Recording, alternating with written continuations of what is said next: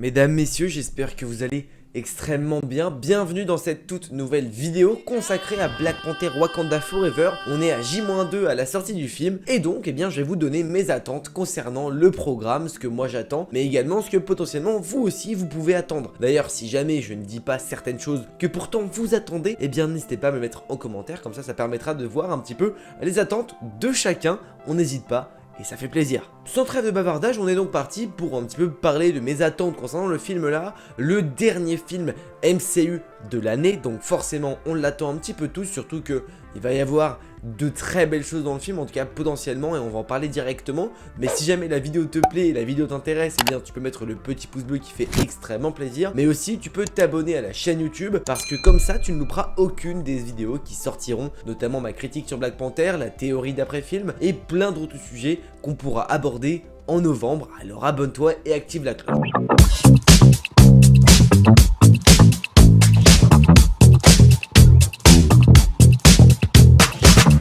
Commençons certainement avec mon premier point pour cette vidéo qui sera justement le fait que je veuille un film émotionnellement bon. On sait très bien que dans ce film là, il y aura des émotions du fait que le regretté Chadwick Boseman est décédé, celui qui a incarné T'Challa, donc plus de T'Challa, mais également plus d'acteurs. Finalement, on savait pas vraiment si on allait voir un recast ou quoi que ce soit. Marvel a posé carte sur table et pour rendre hommage à l'acteur, il n'y aura pas de recast pour le personnage de T'Challa. Quelqu'un deviendra Black Panther, ça ok, parce que Black Panther n'est pas un personnage, mais véritablement un costume plus que trop chose et surtout un roi du Wakanda ou une reine du Wakanda. Le costume va donc être repris, mais le personnage de T'Challa ne sera pas repris. Donc ce que je veux réellement voir, c'est un réel impact de ça, et pour le coup, c'est une attente que je sais qu'elle va être comblée. Ça va être fait, mais j'espère que ça sera correctement fait et que limite j'en ai la larme à l'œil. Je suis pas quelqu'un de très sensible sur les films, mais je sais que ça c'est quelque chose qui pourra pourquoi pas mettre beaucoup d'émotions, même si je ne pleure pas, parce que c'est rare pour moi de pleurer devant un film. Je pleure pour plein de choses,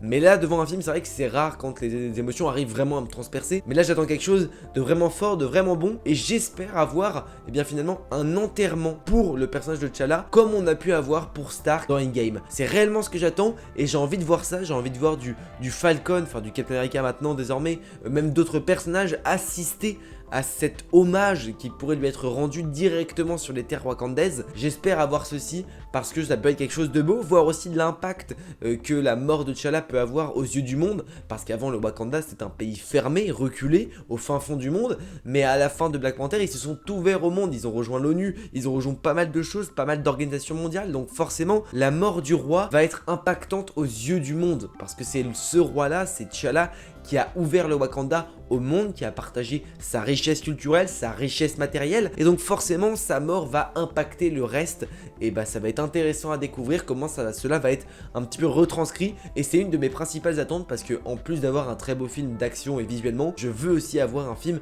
émotionnellement très beau et très bon. Globalement, je dirais que c'est ma première attente et ma plus grosse attente concernant le film. Et comme j'ai dit, j'ai pas trop de crainte parce que Ryan Coogler a quand même fait un énorme taf sur le premier Black Panther. L'une de mes prochaines attentes, c'est un petit peu lié aussi au décès du coup de l'acteur Chadwick Boseman, mais aussi du fait que T'Challa ne sera pas recasté, c'est le fait qu'on ait un nouveau Black Panther et donc un nouveau roi du Wakanda. En l'occurrence, on aura donc une reine, enfin logiquement, même si pour le coup, au vu des images qu'on a eues, il y a très peu de doutes, on va donc avoir Shuri en Black Panther. J'espère simplement avoir une Shuri qui sera convaincante en Black Panther. J'ai aimé le personnage de Shuri dans le film de Black Panther. En revanche, elle n'avait pas ce rôle de Black Panther. Elle avait un rôle bien différent. Elle va passer de princesse, on va dire, princesse du Wakanda à reine du Wakanda, à elle qui dirige, à elle qui prend les décisions. Donc forcément, on va avoir une Shuri qui va changer, forcément, parce qu'aussi elle a perdu un être proche, et ça va être cool à voir, enfin ça va être intéressant à voir, l'évolution de Shuri, et j'espère avoir une bonne évolution de la part de Shuri, surtout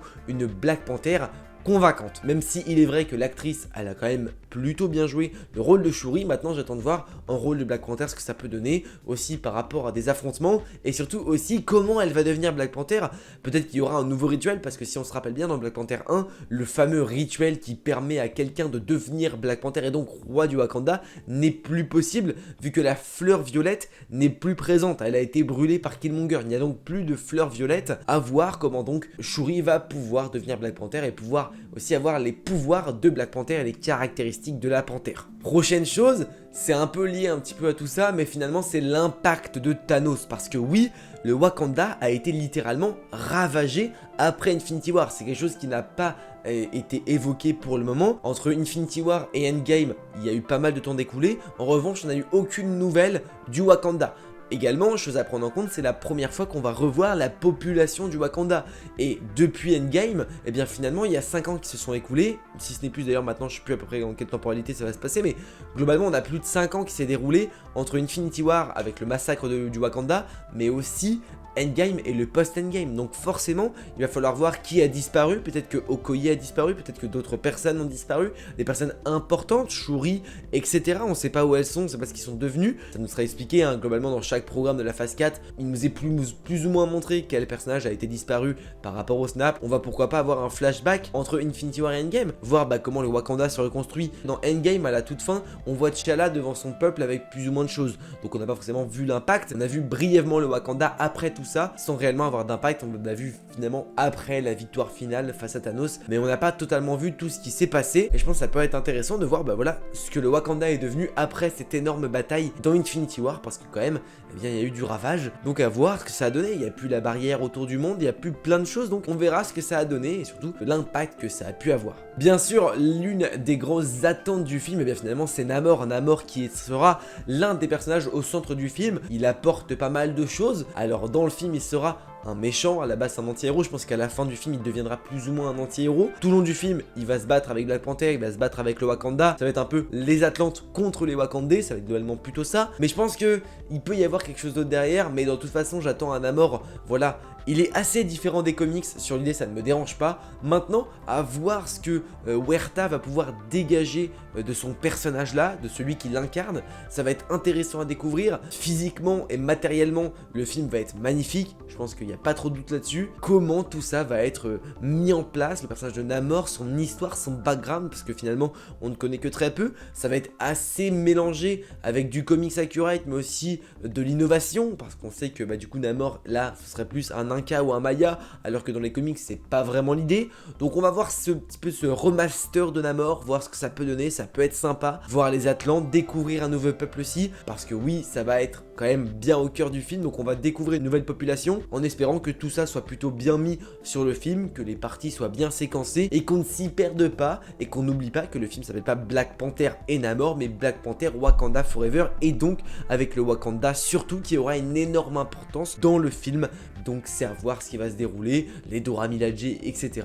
Namor aura un intérêt, mais il ne faut pas que ce soit non plus lui au centre du programme, même si bien évidemment il aura un très gros rôle au sein du film. Et c'est ce que je disais tout à l'heure, une de mes petites hautes attentes, mais alors ça c'est personnel, j'attends un caméo de Dr Fatalis qui selon moi pourrait être le méchant qui se cache derrière du Namor, du Atuma, des Atlantes, etc. On sait que les 4 fantastiques vont arriver dans le MCU. Ensuite on aura Avengers Secret Wars, et dans Secret Wars Fatalis pourrait, en tout cas aurait sa place dans le délire. Donc forcément à un moment donné Fatalis va devoir arriver, même si dans Fantastic Four Fatalis ne sera pas le méchant principal. À un moment donné il faut quand même l'incorporer petit à petit, surtout qu'on va avoir Kang, potentiellement toute cette histoire là. Donc Fatalis on va devoir l'avoir, il peut avoir un rôle énorme par la suite dans plusieurs autres programmes. Et moi ce que je vois bien par rapport à Fatalis, c'est par rapport à la Sokovie. La Sokovie elle est détruite depuis Avengers Age of Ultron. On sait pas vraiment ce que ce pays devient, mais ce pays là pourrait devenir la Latverie, un autre peuple, un autre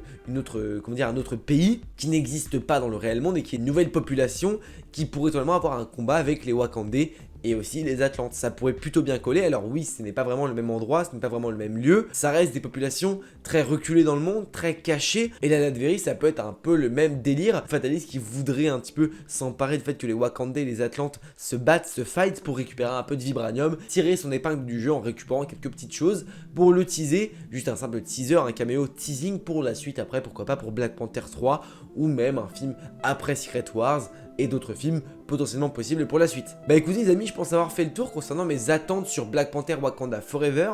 Si vous avez d'autres attentes que je n'ai pas forcément évoquées, alors n'hésitez pas à me les mettre en commentaire, ça permettra de voir un petit peu vos attentes par rapport aux miennes. Si vous avez des attentes en commun, n'hésitez pas à me dire aussi en commentaire. Si jamais cette vidéo vous a plu, bien sûr, on n'hésite pas, mais on peut mettre le petit pouce bleu qui fait extrêmement plaisir. Pour ne louper aucune des prochaines vidéos, notamment la critique Black Panther Wakanda Forever qui aura lieu donc mercredi, activez la cloche, abonnez-vous, ça fait extrêmement plaisir. On se retrouve très vite pour une prochaine vidéo. N'oubliez pas, mais de grands pouvoirs impliquent de grandes responsabilités. Je vous fais des bisous, ciao.